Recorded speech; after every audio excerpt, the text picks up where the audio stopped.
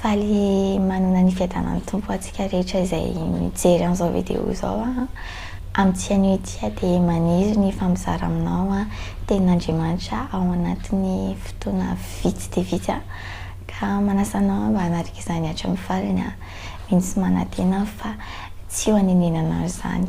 Lohany hanombohako ny izay tenin'Andriamanitra izay aloha dia tiako marina ety ampandohana efa ela no saika nanao an'ity video ity ny anton'izay dia isaky ny mihaino tenin'Andriamanitra dia matetika ny tenin'Andriamanitra henoko dia mikasika ny hoe fanaovana asan'Andriamanitra hoe manana mission eto amin'ity zao tontolo zao ity tsy tokony hipetrapetraka fotsiny fa maro ny fanahin'olona izay mbola mila famonjena, tokony mitsangana fa tsy tokony hipetrapetraka fotsiny amin'ny mahatonga hoe mahazanaka fa tokony mifampizara ny fahalalana izay fanananako ka tao anatin'izay tenin'Andriamanitra izay dia anisan'ny tena hoe nampahirana ka eto anatrihanareo dia maniry mba hifampizara ihany koa ny zavatra izay niraisy. Mino fa tsika sendra no hainonao an'ity tenin'Andriamanitra androany ity fa efa antson'Andriamanitra ho anao dia manasa anao mba tena hanarika izany hatramin'ny farany. Mijery tenin'Andriamanitra isika ao amin'ny Matthieu 5:17 amin'ny anaran'i Jesosy Kristy ianareo no fanasy ny tany fa raha ny fanasina no tonga matsatso inona indray no asira azy. Raha ho hazavaina bebe kokoa mikasika an'izay tenin'Andriamanitra izay dia hoe isika kristianina isany ohatrany hoe fahazavana eto amin'ity zao tontolo zao ity isika no mahatonga ny olona tsirairay avy mbola mijoro mbola mivavaka amin'izao vaninandro izao satria maro ny olona izay mahita ny fiainantsika mampatonga an'ilay olona mivavaka. Zavatra mampalahelo dia amin'izao vaninandro iainantsika izao dia maro ny olona izay lasa mangatsiatsika ny ara-panahy, lasa tsy tafavavaka firy intsony izy, indrindra moa amin'izao andro mangatsiaka izao dia maro ny olona lasa tsy dia manana fotoana firy izy ifandraisana amin'Andriamanitra na dia hoe taloha izy mety hoe mahavita mihaino tenin'Andriamanitra, mahavita mamaky baiboly. Amin'izao fotoana izao izy lasa tsy dia tafavavaka intsony. Ny tenin'Andriamanitra ho ampitaina amintsika dia izao hoe tsika tsy tokony anisan'ny varimbariana intsony amin'izao fotoana izao tsika tokony mijoro satria raha tsy mijoro iza indray no hitory teny nefa isika kristianina ary tsy mijoro akory. Ny zavatra tsy fantatsika dia misy fotoana ange ny olona tsy voatery totoriana tenin'Andriamanitra.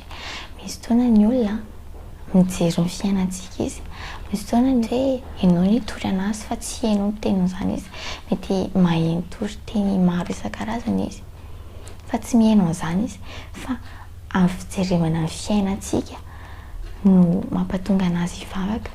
Kanefa isika raha tsy hivavaka ary dia ianao hoe mieritreritra hoe tsy mivavaka ianao dia hitahanao Andriamanitra? Non, tsy mitahanao izany Andriamanitra. Ary Andriamanitra dia menatra mipetraka amin'ny toerana maharay ny antsika. Rehefa menatra isika no mijoro amin'ny mahazanany antsika. Misy fotoana ihany koa ianao menatra hoe ianao mivavaka. Andao isika mamaky tenin'Andriamanitra vetivety ao amin'ny Matthieu 5:12 amin'ny anaran'i Jesosy Kristy. Sambatra ianareo raha aratsian'ny olona sy enjeny ary asiany izay teny ratsy rehetra lainga anareo no ny amiko.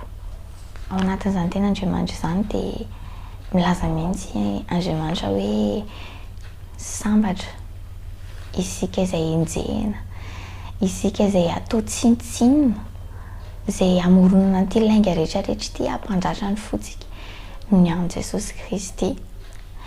Maro nefa ny kristianina izay tena hoe menatra ary malahelo mafy mihitsy noho ny amin'izay fanenjehana ataon'olona eo amin'ny fiainana izay ary mampatonga anazy tsy mahasahy kokoa eo amin'ny famponana an'Andriamanitra. Ny tiako hampahirezina antsika amin'ity anio ity dia izao hoe ianao rehefa tsy enjehina ianao rehefa tsisy manao ratsy zany ianao a dia tsy misandratra mihitsy ny fiainanao. Raha tsisy mipanan-kihana, raha tsisy miteny anao dia tsy afaka nisandratra mihitsy ianao, satria plus ianao misy manan-kihana dia plus ianao te hiroso bebe kokoa. Plus ianao rehefa misy miteniteny ratsy ianao dia plus manezaka anao zany hifandray bebe kokoa amin'Andriamanitra. Ary rehefa plus ianao mifandray aminazy zany, plus ianao mivavaka dia manomboka sandratra Andriamanitra amin'izay fiainanao. Dia eo amin'izay no jerevan'olona hoe mivavaka zany olona mivavaka zany, ary Andriamanitra dia tsy manala-baraka ny zanany zany. Ny zavatra tsy tsapan'ny olombelona manko dia izao hoe miaraka amin'i Jesosy zany dia tsy tonga dia lasa mpanankarena zany. Ny olona manko mieritreritra hoe rehefa mivavaka zany dia tonga dia lasa mpanankarena, tonga dia lasa ambony be ho azy eo. Non, miaraka amin'i Jesosy zany mandeha par étape, mandeha tsikelikely eny dia mivoatra eny. Ary taddiova Andriamanitra dia miasa amin'ny fomba tsy takatry ny saina. Izaho dia anisan'ny vavolombelona mahatsapa hoe raha tsy teo Jesosy dia tena tsy tahak'izao ny fiainako. Raha tsy nohony aminazy dia tsy ohatran'izao za androany, satria izay dia tena niaina tao anatin'ny fahantrana zany. Tsy hoe manam-bola be izay amin'izao, tsy hoe manan-karena be, fa tsapanao hoe tena mitaha Andriamanitra, tena mitaha izy, satria maro izao ny olona amin'izao fotoana izao izay miaina anatin'ny aretina, miady amin'ny fahafatesana kanefa mbola salama tsara, mbola afaka mihinana tahaka ny olona rehetrarehetra. Dia tena hoe fahasoavan'Andriamanitra zany, ka mampahery anao mijoro satria ao ambadika fanenjehana anao sy ny teny maro isan-karazany izay ataon'olona aminao no ampatonga anao hisandratra eo amin'ny fiainanao. Tian'Andriamanitra ho lazaina amintsika ihany koa, nefa hoe tsy ho variana eto amin'ity zao tontolo izao ity fotsiny isika. Mandalo ny fiainana, ary raha mandinika ianao dia efa miha-ratsy loatra izao fiainana izao ary tena efa akaiky dia akaiky Jesosy, ka manasa anao mba tena hiambina, miambena, satria mbola ho avy ihany koa nge fotoana izay tsy ahafahanao mandre tenin'Andriamanitra intsony, tsy ahafahanao mihaino toriteny tahaka izao intsony, tsy ahafahanao mamaky baiboly, ka diny mbola misy ny fotoana manararaota tena maximum, satria tena ilain'ny fanahintsika zany tenin'Andriamanitra zany. Maky tenin'Andriamanitra isika ao amin'ny Matthieu 4:24-30 amin'ny anaran'i Jesosy, fa ny amin'izany andro sy ora izany dia tsy misy mahalala na dia ny anjely ny lanitra aza ary na ny zanaka aza afa-tsy ny Ray ihany. Ny tiako lazaina amintsika ao anatin'izany dia izao hoe maro ihany koa nefa ny olona izay milaza hoe zany Jesosy zany mbola tsy tonga izao zany, mbola tsy ho avy izao zany izy, mbola mety afaka 2 taona, mbola mety afaka 10 taona, mbola mety afaka 30 taona. Kanefa izao no ambaran'ny tenin'Andriamanitra amintsika ao anatin'izay tenin'Andriamanitra izay hoe tsisy olona mahalala na ny anjelin'ny lanitra raha tsy mahafantatra akory hoe roviana Jesosy Kristy nitondra. Ka izao no tenenako antsika hoe aza teny an'izany tsy fantatra raha hoe mety tampotampoka dia tonga tampoka Jesosy, tsy fantatrintsika izany. Ka noho izany miambena foana, ataovy tsapanao anandro isan'andro hoe amin'izao Jesosy dia mety ve izao toe-poko izao, mety ve fitondran-tenako, mety ve izao masina ve izy fa tsy rehefa tonga izy voanena mba hialana amin'izay fanenena an'izay indrindra. No hiambenantsika isan'andro dia manaova ihany koa ny asan'Andriamanitra araka n'le efa nitenenako antsika teny mpiandohan'ity vidéo ity hoe isika zany tsy tokony mijanona fotsiny hoe za efa mivavaka, za nge mivavaka foana isaky maraina, atoandro, hariva, za nge ny an-dalana mahatsiaro an'Andriamanitra. Kanefa izao mba tsy hanadinan'Andriamanitra ny fanahandro olona manodidina anao ireo dia manaova ny asan'Andriamanitra.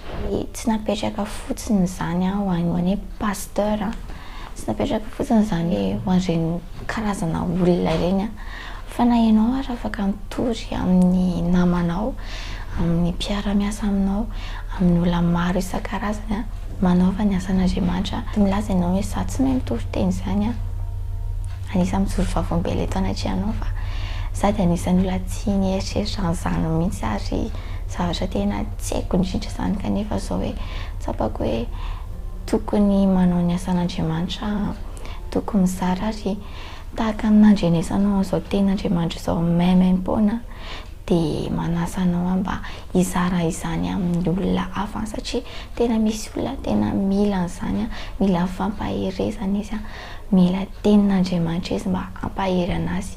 Lazaiko aminao za manao azy vidéo zao amin'ny andro vao maraina be vao amin'ny 9 maraina zao satria za le mianatra dia tsy dia misy fotoana firy kanefa zao tato anaty hoe mila mijoro a Jesosy tena mila tsy maintsy vitako izay zavatra izay ka izay hitahitanao izay fotsiny indrasan'Andriamanitra dia izy miasa après an'izay fa tsy hoe za tsy mahay miteny za fa rehefa mihaino karazana tenin'Andriamanitra ianao rehefa mihaino dalana ianao ny alalan'ny ireny toriteny ireny dia ampian'Andriamanitra foana ianao. Izay no tenin'Andriamanitra nafahako ny famizarana taminao tamin'ity anio ity mino fa nandray zavatra ianao tao anatin'izay tovy ny asan'Andriamanitra miambena fa efa ho avy Joely izy manao izay miainao anatin'ny fahasahiranana aretina olana maro isan-karazany.